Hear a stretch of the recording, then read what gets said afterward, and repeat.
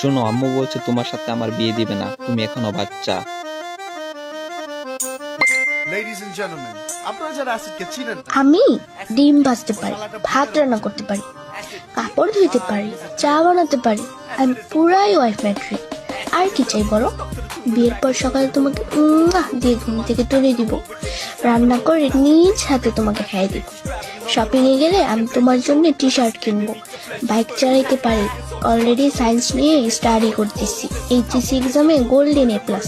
তোমার আর কি চাই বলো? আমি সম্পূর্ণ ওয়াইফ ম্যাট্রিয়াল।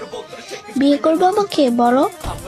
হ্যাঁ, কাবিন নিয়ে টেনশন করো না, আমাকে জাস্ট একটা ব্ল্যাক কালার বোরকা কিনে দিলেই হবে কাবিন হিসেবে।